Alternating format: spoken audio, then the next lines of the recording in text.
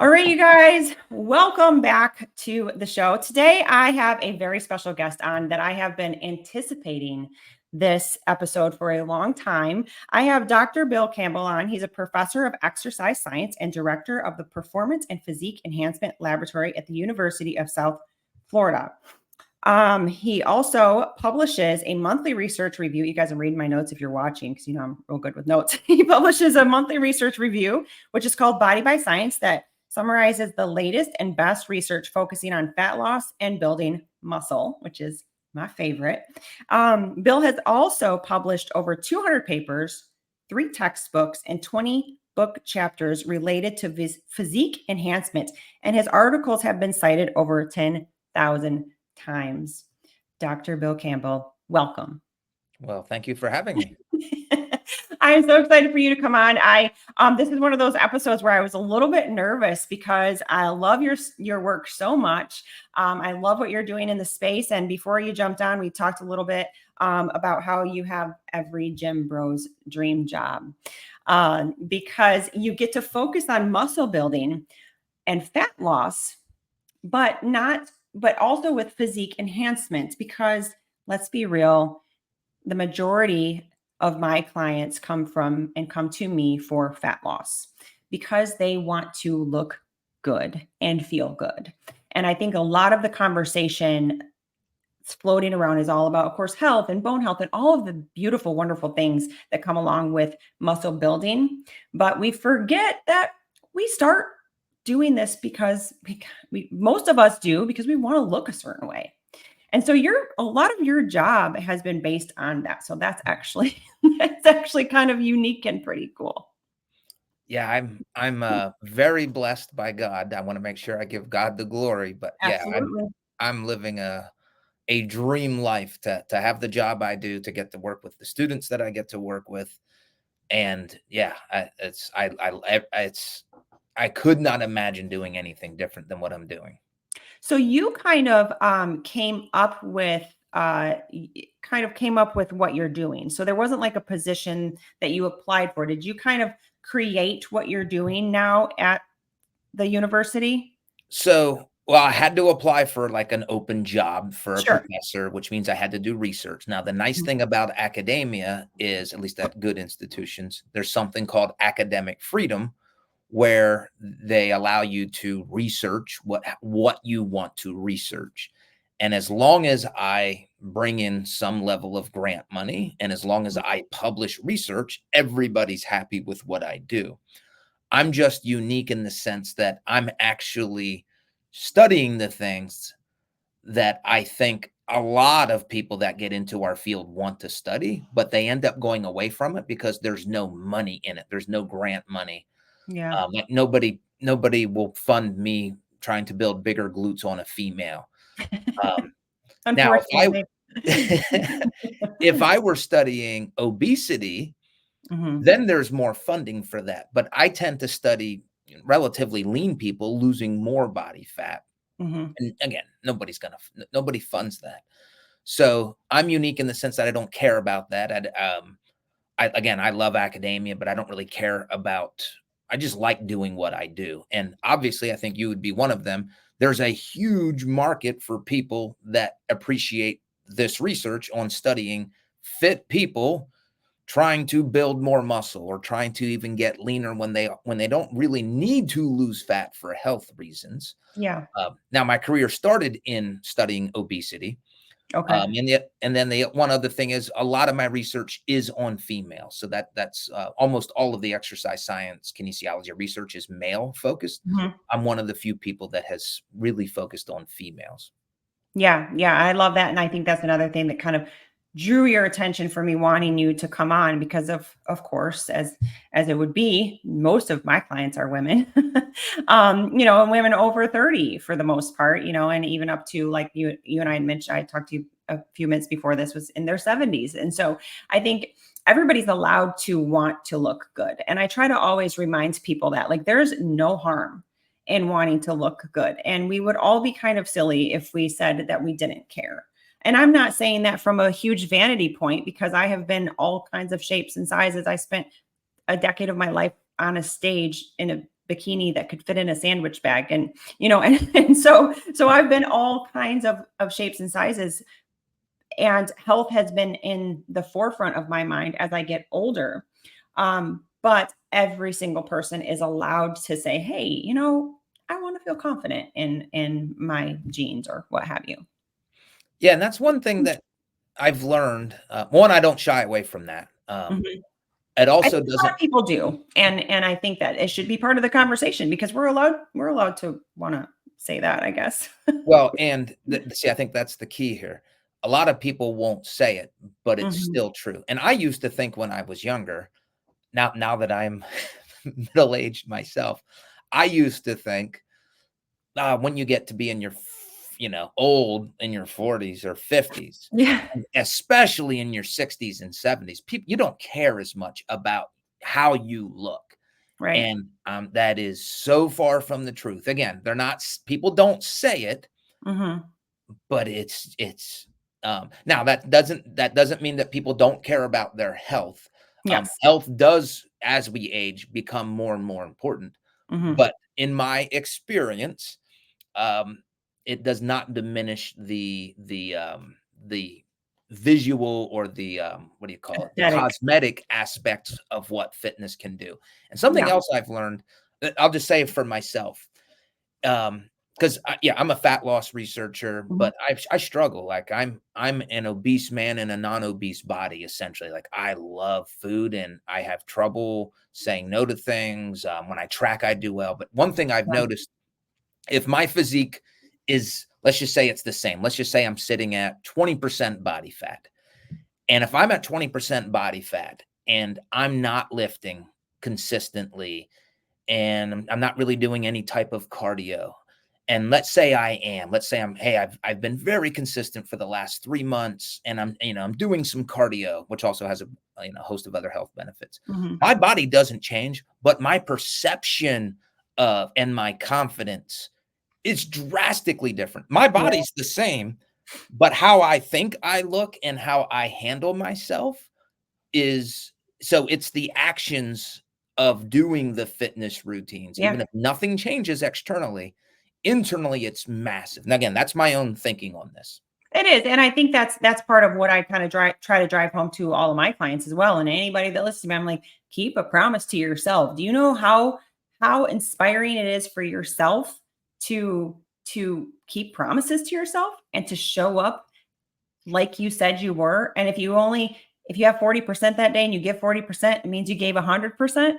I mean, that right there, like you said, kind of exudes your confidence, and it helps you move forward to the next day and to do the next best thing each time. Just like you said, if we are, we're not doing the things and we're like, yeah, whatever, and then we don't do the thing. How you do one thing is how you do all things.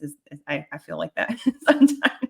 But Yep. I'm with you. I've heard you talk about how I've listened to several of your interviews, and you kind of talk about how you love food and how kind of a lot of your research right now, I feel that I've listened to is kind of talking about how to get that fat loss and lose the appropriate good weight, meaning lose the fat and maintain lean muscle mass.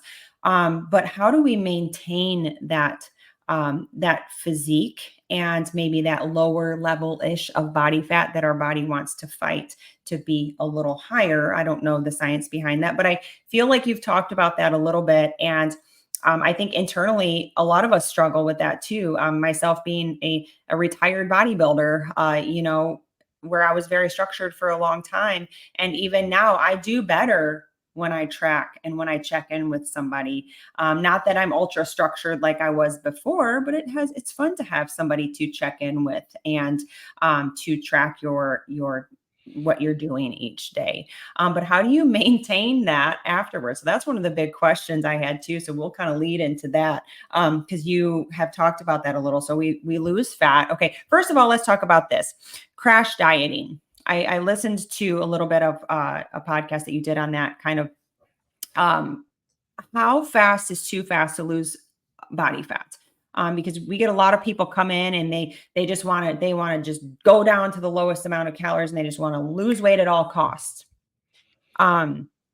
what's the ramifications of that, and what kind of windows are we looking at if somebody want to lose a lot of weight really fast, and and how do we get out of that safely? So I'm going to answer that by tying into your initial question, Yes. which had to do with we lose weight and then how do we keep it off? And Yeah. that part about keeping it off, that the answer to that to a large extent is based on how you lost it to begin with.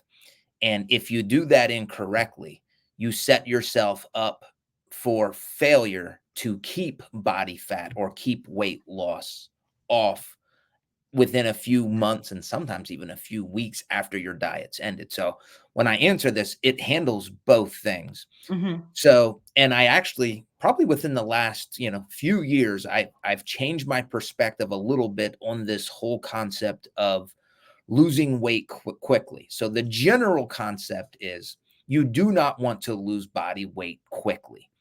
If Mm-hmm. you lose weight too fast, what inevitably happens is you lose lean mass. Let's just call it muscle mass. You're losing Yeah. muscle mass. And when you lose muscle mass, that induces a bunch of negative consequences. The main two are you suppress your metabolism and you increase your hunger when your diet is over. And By both losing of those lean things, mass. By losing lean mass. yes, by You losing do. muscle mass. Okay.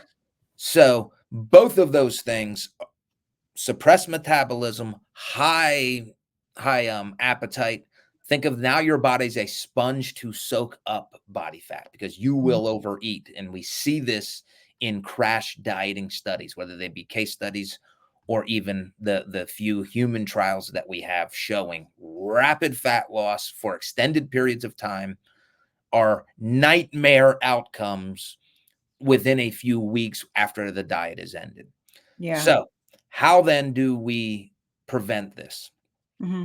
I'm going to go full circle. The best Yep. way to prevent this is two simple principles. You want to lift weights while you're dieting.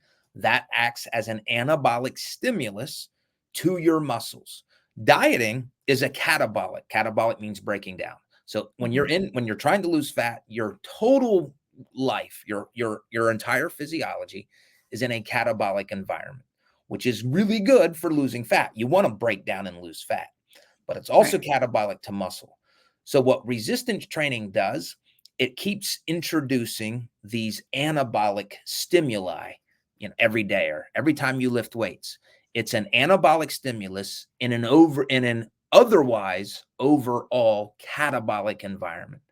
And Okay. then the other thing is we want to feed this anabolic stimulus, and we do that with protein. So again, Mm-hmm. very simple. Lift weights and eat optimal protein. Protein allows your body to adapt to this anabolic stimulus that resistance training created. And if you do have the stimulus and you do feed it or allow your body to adapt to it by eating protein, you're now protecting the muscle mass. But really coolly, or yeah, really cool, what's really neat about this is your body is able to still lose body fat. By weight training and keeping your protein up with. By being in a caloric deficit, we're going to Mhm. lose fat. And then Mhm. by resistance training and eating optimal protein, now we're able to keep the muscle but still lose the fat. Mhm. Mhm. And And that's oh, obviously the ideal situation that yes. everybody wants to do. And this is one thing that I would say my lab has specialized in over the last decade is we've done multiple studies and really fine tuning this. And what we found is that the sweet spot for most people is on average a 25% caloric deficit. Okay. So just reduce your calories by 25% from what you would normally eat when you're not dieting and your Mhm. weight stable. And then we already said resistance train. And then you want to get at least 0.75 grams of protein per pound of body weight. Mhm. Or what even is better if you could go up to a gram per pound. So those are the numbers that my research lab across female studies, male studies, new lifters, resistance trained people, those So is that people. current body weight or is that goal body weight? Like if somebody wants to lose weight, Oh, do you go your protein based? What do you do your protein based on? Yeah, this is based on current body weight because I like to keep things simple. But Mhm. if somebody is obese, then that doesn't work out as well. So for somebody Yeah. that has obesity, then I like to say, hey, what's your goal body weight? And Okay. use that as your protein intake goal. For 0.75 times, what do you want to weigh? Gotcha. Okay. And would you say, let's say somebody's obese, let's say somebody has 100 pounds to lose. Um, would you say to take their goal body weight maybe a little higher and kind of gradually lower it, or would you just go rock bottom to whatever they think that they want to weigh? Because I know that you and I know that sometimes we have a weight in our head, and then we get to a certain weight and we're like, oh no, I actually look pretty good at this body fat level, and then your weight is different, so we kind of have an idea of what we want to weigh. But would you take it like down, like gradual, or would you just go all the way? Does that make sense? That question makes Yeah, sense. Mhm. I would base it on whatever works for that person to Okay. get a lot of protein. So whatever you Okay. need to do, Hmm. because I'm of the opinion, if as long as you're lifting weights, you really can't eat too. It's hard to overeat on protein and have Yeah. that be converted to body fat. Yeah. Um, Now, As one long as other, your calories are in a deficit, yes, then yeah. Mhm. one other caveat here is, and this is where my mind, my philosophy has changed a little bit. I used to say avoid crash diet, and I'm still going to say crash diet. I'm going to change. Mhm. Yeah, we Avoid keep calling it that. aggressive dieting all the time, and I don't Mhm. think that anymore. And here's the perspective or the nuance. Mhm. I think it makes sense, especially if somebody has obesity. When you Yeah. first start a diet, you can be extremely aggressive, more Mhm. aggressive than what I ever would have in years past agreed to thinking was good. But the caveat is it has to be very short. And the reason I've kind of changed my mind on this was the research. The Yeah. research reports as long as it's a very short period of time and all the other variables, your resistance training, you're having high protein, as long as this is only a week, 14 days long, Mhm. essentially what the research suggests, and we're just about to do our own study on this, but the research suggests that you lose all body fat and you're not in this severe deficit long enough to lose muscle mass. So you're Mhm. improving fat loss, you're improving health markers, and because it's such short term, you don't have all of those negative consequences that I just talked about earlier. So an aggressive diet for long periods of time, horrible. Don't ever embrace it. But if you're highly motivated at the start of a diet, I now would suggest that if it fits you Mhm. and And it you're would, ready and motivated, yes, and then that's what I go like. for it. I like Mhm. leveraging the motivation to Mhm. start a diet when it's the easiest. Because I know when I start a diet, the first week I'm raring to go. Usually it's because I Yeah. gained a lot of fat. I'm like, hey, I'm ready to nail this. Well, why not leverage my motivation with a more aggressive diet that I will stick to at that point? But if I Mhm. was dieting for 4 months and you said, let's really be aggressive now, there's no way I'm gonna Yeah. stick to that. I'm over it. I've got diet fatigue, and you're lucky if I'm not sneaking M&Ms in by that Yeah. time. Yeah. Yeah, because you're gonna be a lot more, compliant, I guess, in Yes. that kind of that motivation window. I read this book a few times, and I read it in different phases of my life, right? It's the 12-week year. I don't know if you've ever listened to Yeah. that or read it. It's a pretty good book for business, but you can apply it to, like, your life and all of this, and I that reminds me of the window, and I talk to my clients about this too as I do videos with them. I'm like, the 12-week year breaks it down and nicely to set your goals in every 12 weeks. And at the end of 12 weeks to reevaluate whether it's your business or your life or your weight loss or your muscle gains or whatever it is. And that kind of coincides with like a dietary phase almost, 12 weeks. And I remember doing a lot of bodybuilding 12-week stuff. But it talks about that first like week that you're excited, like you just signed up for a new plan and you signed up for an exercise plan. You're like, this is it. And then, and it's almost like you're pre-celebrating what your future self feels like. And that's almost that window you're talking about to get it right then to say, yes, let's hone in on this inspiration and motivation because it's going to fizzle real fast. You're going to be hungry and you're going to be tired and you're not going to be motivated and the kids are going to get sick and all this stuff's going to happen. But in that first week or so, like, I agree with you, like we can hone in, but then what happens? So what do we do then? So, okay, so the first 2 weeks we're like, yes, we can diet hardcore, but do we have a plan? And we just say, okay, for 2 weeks, we're doing this. And then do we slowly like get back up? Like after that 2 weeks, do we have a plan after the plan? Is that how that works? Is that what you would suggest? Yeah, so my research, and we haven't published this yet, but Mhm. what we found in my lab was we were very aggressive for 2 weeks. Mhm. Then what we told our subjects, and these were resistance trained females and males, we said, Mhm. eat whatever you want. And on average, what happened was they went from about a 40% caloric deficit for the first 14 days to about a 13%, let's just call it a 15% caloric deficit for the next 2 weeks. So it was 1 month of dieting. And at the end of the month, all fat loss when you account for body water. Wow. All like literally almost to the gram, 100% fat loss. So no harm. And what I love about this when I do this myself, a 15%, or even if we went to 25%, like for myself, let's say I do a 50% caloric deficit, very Mhm. extreme for a week or two. And Mhm. then I go to a 25%. That 20 going from increasing those calories is like, this is amazing. I get all the Yeah. food, but it's still a caloric deficit. Right. No, And that's true. It's yeah, all and in if I would have perspective. started there, I would have been like, man, I'm hungry. I'm dieting. But my entire, perspective has changed because I'm coming off of something more aggressive. So it's almost like you're not even dieting, but yet you are. No, that makes actually perfect sense because then you're like, "Oh, wow, this is a lot of food." When if you just would have took it down that low before, you'd be like, "No, that's actually this really sucks because I'm hungry." No, that makes a lot of sense. Even just kind of that mental game we all have to play with ourselves. So, no, that makes sense. And then I want to talk about after, like, right leading into from there is something you just talked about yesterday. I shared on my stories. Was about kind of women as they get older and uh how is it harder to lose body fat as you get older? Can we diet the same? And that's a big question across the board that I got for you. Was, can we diet the same? Because obviously our bodies are not the same as they were when we were in our 20s. We don't have the same lifestyle. So let's take the lifestyle factor out of that. And let's just, is that something that actually like physically happens? Is it harder to diet? Should we be dieting differently? Can our fasting windows be the same if somebody likes to fast when they're older as a female? I caught part of that you talked about yesterday.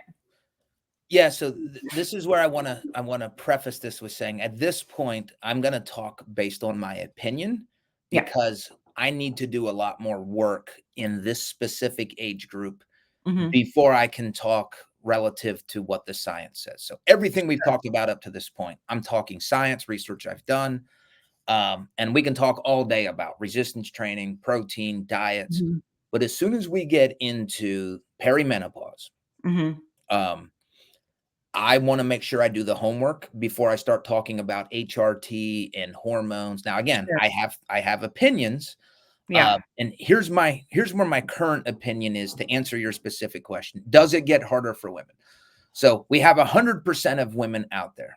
Hmm. And this is just my opinion, but my opinion is informed on some of the research that I've done, but mostly from talking to fitness professionals who serve this population. So we Hmm. haven't talked about this, but if we had, you would be able to educate me on, hey, I've been doing this for a long time. Here's what I'm seeing.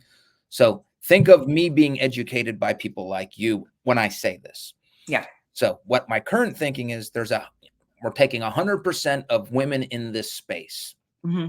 Um, and of this space, 60% of them, and this is where nobody's going to like me, but 60% of these women are not willing to do the exercise. They're not willing to track calories if they need to. Yeah. They're not willing to do the things they need to do. Hmm. And they're very quick to say, yep, I'm getting older. My hormones are all out of whack. And it Hmm. just sucks to be me Or when my that may not be. metabolism's broken. Yeah, I hear that. Yes, Mhm, yes. So mhm. that's 60% of the women. Again, nobody's gonna admit that they're in that, but this is again, this is Yeah, just yeah, this yeah, is yeah. just Bill's opinion. Then we have 20% of the women who don't really have a problem. They go through menopause, 40s, 50s, and they're like, why are all these women complaining? What's the big deal? I still lift weights and Mhm, I didn't gain all this weight. So there's a certain percentage of women. mhm, And then we get to this other 20%, which is really fascinating to me. And this is what I'm devoting the second half of my career to this population. And this population is women who are in their 40s, maybe 50s, and even in their 30s, but they have been fit. They live the fitness lifestyle. And man, they can count calories if they need to. They lift weights. They don't miss workouts. They're pretty serious about what they do. And something happens, whether it's 45, 48, 41, something happens where everything that they used to do is not working, can't sleep, zero energy, losing muscle mass, mhm. and nobody I don't want to say nobody cares because we care, but Yeah. they go to their doctors, and the doctors are like, yep, this is called menopause. That's how it is.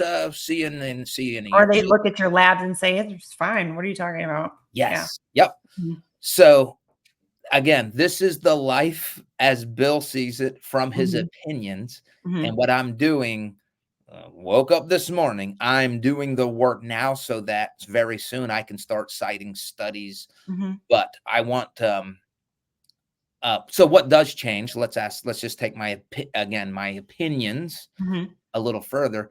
I think a lot of this is mhm, hormonally related, the changes that are happening with hormones. And what I said yesterday and what I get a lot of feedback, and I think it's also important to say here, uh, my first experience with this was my wife, mhm, who explains exactly this 20% fit, lifting weights, mhm. active, and then not so. I Yeah, mean, just very, it's unfortunate. Couldn't get help at a doctor with doctors, yeah. um, traditional doctors, I'll say. Mhm, We had paid a doctor out of pocket, and then that really helped. Um, so can these women who are struggling, can they lose weight even when they age? Yes, I think so. But the effort and the number of calories that they need to eat is insanely low. yeah, It's putting them at let's just unhealthy eating practices. yeah. Because not only do they have to eat low calories, they're also told and ideally should be exercising, and that takes energy. So then Mhm, we get into something called LEA, low energy availability, which mhm. kind of could perpetuate the problem. Makes it So worse. Yeah. yes, so yes, they can lose weight, I think, but some of them have to eat less than 1,000 calories per Yeah. day, and that is not a good place. And what Mhm. I'm kind of dedicating, a lot of my research resources to is learning and being able to have some answers to this, and Yeah. whether that be HRT, whether that be different types That's of gonna be diet different for practices. everybody, I'm sure, because I think, we can get caught up in following a lot of these doctors that are doing a lot of this research, and thank God that they are, because I'm right there in the trenches, probably along with your wife. Like I noticed my own body shift in like 2 or 3 year spans. Like, wow, like I never had fat there before. Or I didn't look like that, and so and for me, I'm the type of person say, okay, well, this is where we are. Let's see what we can do, and we can change things around. And I have my own accountability coach. I'm like, hey, can you look at this food? And I'm real good at being compliant. And I know that is not always true of a lot of people, but I like I said, I'm just a bro at heart, and I'm just like, okay, well, this is where we are. Let's see what our body can do now. And it really sucks because I don't really, I didn't really do anything for me to gain fat there, but that's what's happening. So we can kind of get caught in some of these doctors that are doing the research and think, oh gosh, HRT is the only way, or maybe I have that, because we can kind of self-diagnose ourselves by listening to little snippets of things online. um, but I think I'm with you kind of to say the first line of defense is to take a look at our overall life. And Yes. then, That and then has to be in order. That mhm, has to be it. Oh, and yeah. that's important too. I'm not going to serve if this population, if you're not in a fitness lifestyle, I will Mhm. offer you nothing because I'm assuming that you're at least in the game with You're already fitness. doing the things. Yes. Or at least you were, and Mhm. now you're not because of depression or low energy. So Yeah. I'm gonna give that pass because Yeah. it's not that you don't want to be there. And Mhm. also, here's something that I've realized, there's no research on that population. Yeah, All of there's the research that we're relying on is, I don't wanna call normal women, but normal women who 20 and 30 years ago were not like you. You're an anomaly. yeah. You've been in a fitness lifestyle since I think Mhm. you said you were a teenager. Yeah, There's 13, no I started research lifting on weights, that. yeah. Mhm. We have research on people like my mom who, Mhm. or my sister would be a better, um, kind of age range, who Mhm. just she didn't exercise. She's not an exerciser. She didn't Right. embrace fitness lifestyle. So you and the population I think that we're both communicating about here, Yeah. we need that research to learn from them because Yeah. it is we don't have a history of this. And now all of these women are getting into their 40s, 50s. And we don't have a lot of research to rely on. Plenty of menopause research, plenty, but Yeah. not in this fit population. Yeah, and I always like to mention that even to my own online groups and just to say, you still are in a very small percentage of people because, I love to do this and it's easy for me to say, yeah, go work out. Like even though it's hard for me, it's easy because I love it. So and I always like to remind people like we all suck at something we think we should be good at. So just because you have a body and you need to work out doesn't mean you're supposed to be good at working out. Like it's okay. I'm a weirdo. I like to do this. So just remember that you're in a small percentage of people. And I think, looking at kind of the population that you and I, have chose to put our lives into, there's 50% of girls maybe that I used to compete with or whatnot. And then there's 50-50. So 50% of them just had no problem and they're just on doing their own fitness thing and they just remain kind of lean. They're losing a little more muscle maybe in their face, things like that when they get a little older, but no problems. And then the other 50% is like, what is going on? Like, I've done all of these things my whole life and now I just can't lose fat and it's distributing differently. So, it's 50-50 when it comes in that very small space because we still are in a very small fitness space. Even like yourself and even my husband and I, because that's just what we do. So we still are surrounded with the majority of people that are interested in their health. Yep. Yep. Yeah. So that's a big thing. And I know I don't have you for too long because we chatted for a while before this. So I want to get to some of these questions. I had a big question about creatine, and a lot of people wanted to know about creatine. Should everybody take creatine? And if so, kind of what are the doses? So I'm just going to fire some questions at you because I want to make sure I answer some and honor these questions that were asked of you. Yes. So creatine, yes, I think everybody should take it pending health status. Obviously, if you have kidney disease. So if your physician doesn't say you shouldn't, everybody should take it. I give it to my daughters in their fruit smoothies when I make them fruit smoothies. How much? Um, on average, a 3 to 5 gram dose daily. So for the next 40 years of my life, I'm going to put a teaspoon of, which is about 5 grams, Mhm. a teaspoon of creatine in my protein shake or my water. So for most people, 3 to 5 grams every day, And even for women. even for women. Yep. Okay. Now, what if they experience bloating? Could they like start slower and slowly like add it in? Because obviously you and I both know, and we're just going to assume everybody kind of knows that creatine can put some water on you and your muscles or whatever, and kind of that. But let's say, is there any benefit to kind of slowly adding it in? So the dose I just gave is kind of the low end, but as long as you take it daily, Mhm. it saturates your muscle cells. The thing about water weight, that is in the research, but that usually is only about a 2 week Oh, so it observation. goes And then away. yes. So Mhm. if you can just take it for a month, just compare. If you felt like, hey, I feel bloated or I feel like I gained some water, um, that should go away. Like Is there that's any not. use in cycling it like a few weeks on and take it off, or just continue?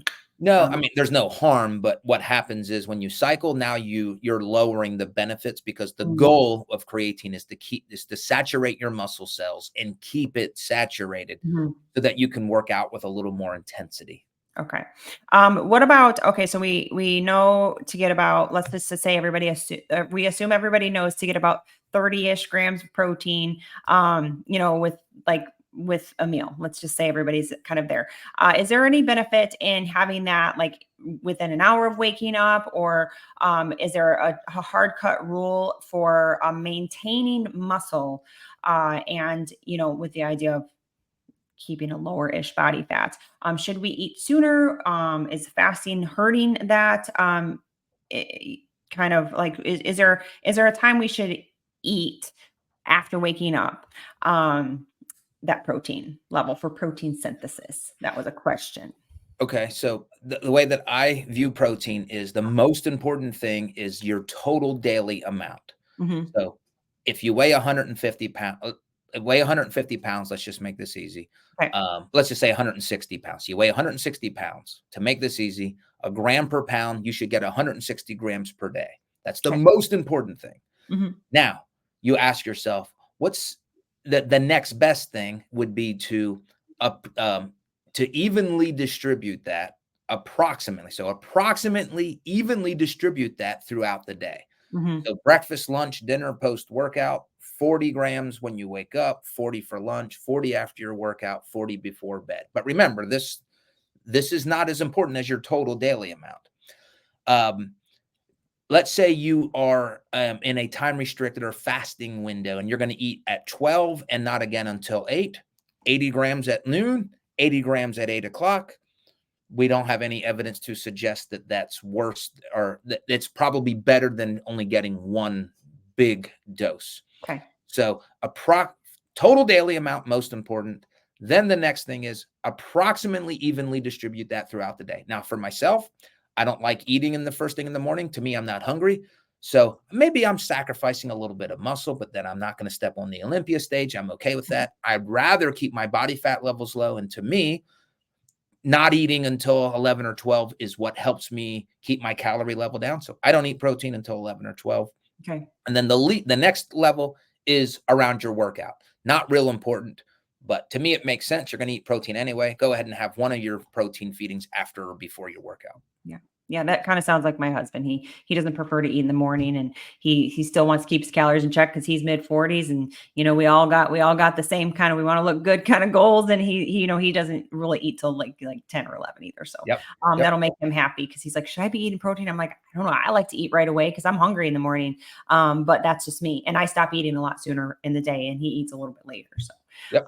Okay. So good. And then what about women that are older, maybe even like 50, 60, 70s that are trying to build muscle? Like, I know you said maybe you're sacrificing a little bit of muscle by extending that fasting window. I've heard a little bit, and you can tell me whether you agree with this or not, that women that are a little older, or maybe even somebody else that's older, men or women, should they not extend that fasting window, or does that still not matter? Do you know, as you get older?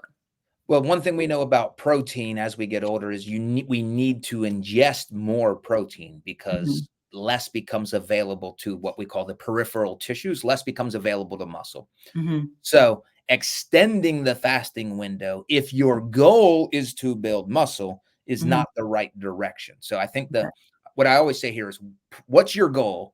And now prioritize the thing. So if your goal is to build muscle, if that's your number one goal, I would say reduce your fasting window. If your primary goal is to lose body fat, then for some people like myself, I want to extend my fasting window because I'm just not hungry in the morning. So the longer I can push off eating my first meal, to me, it really helps me control my calories. But you're still maintaining that muscle mass because you're still getting your protein in, you're still getting the appropriate amount, and you're staying within your calories that you choose to be in.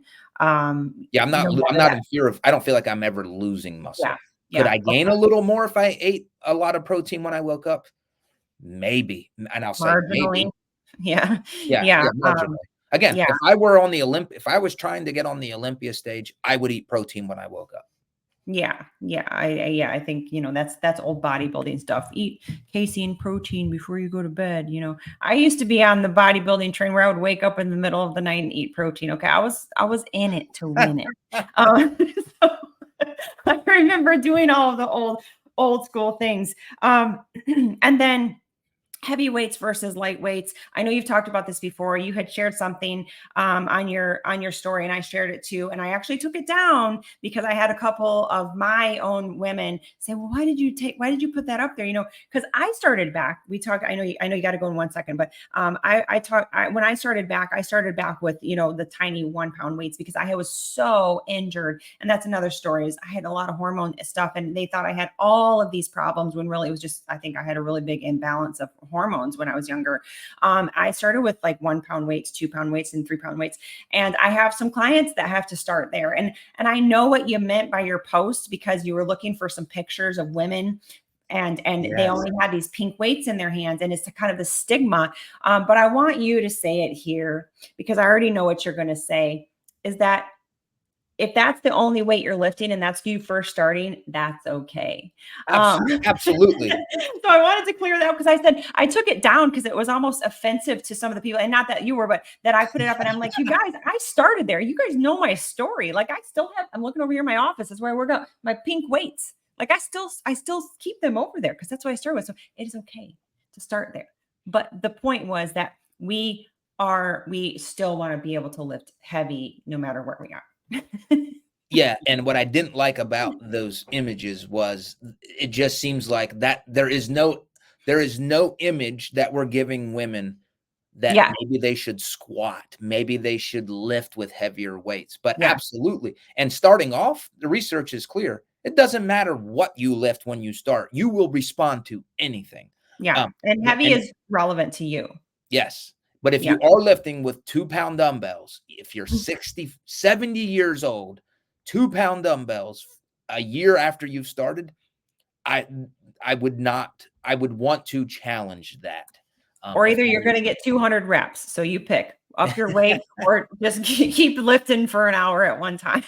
Yeah, and that builds up so much lactate that it becomes very painful. Yeah. So we want to load up the barbells, grab some heavier dumbbells if possible, and continue to challenge yourself to grow your muscles and lose the appropriate amount of body fat. So anyway, I could talk to you for a long, long time. We had a time restraint here. Good thing you put that on me because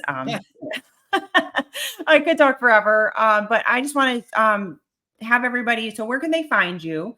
And you do you do a physique academy. Is that what that is? So I forgot yes, to mention that. Dr. Lane Norton and I created a certification for online, or not online, anybody, but particularly for coaches who want to work with body composition clients. Okay. So it's the most evidence-based course on the planet, as far as I'm aware. All of the scientific evidence on how to build muscle, how to lose body fat, cardio, supplements, advanced diet strategies. If you're trying to learn the science of how to do this stuff, it's all in that course. Okay. So that's a certification course Yep. that you offer, that you are partners in, that you created.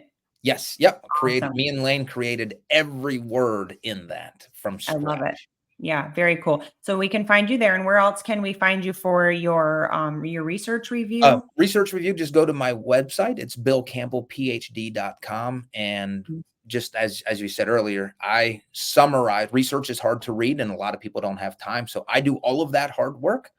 And what I do is I ask, or I summarize the latest and best research on how to build muscle and how to lose body fat. And I'm telling, it's $7.99 a month. If you're a fitness professional, it's insane that you wouldn't get this because I save you so much time. Yeah. Yeah. And kind of weeding through all of the nonsense. Yes. Yeah. Okay. Awesome. And then they can obviously find you on Instagram, and we'll post all that stuff here. Again, thank you so very much for your time. And you are on the scientific advisory board for the Faster Way. That's Yes. new. Yep. That's just happened a few months ago. Yeah. So that's pretty cool. And for all the Faster Way friends that are watching, you will be in Florida, or I think it's in Florida in November, right? So you're going to be at the event in November. Yes. Yep. I think I'm speaking, so I'm very much looking forward to that. So we can all meet you in person. Can't wait. Very cool. Again, thank you so much for your time. I appreciate it. And you guys, if you're not already following him, which I'm sure that you are, make sure you do so and go subscribe to his monthly. It's monthly? Monthly research review. Good. Yep. Very cool. All right. Thank you so much. Thank you.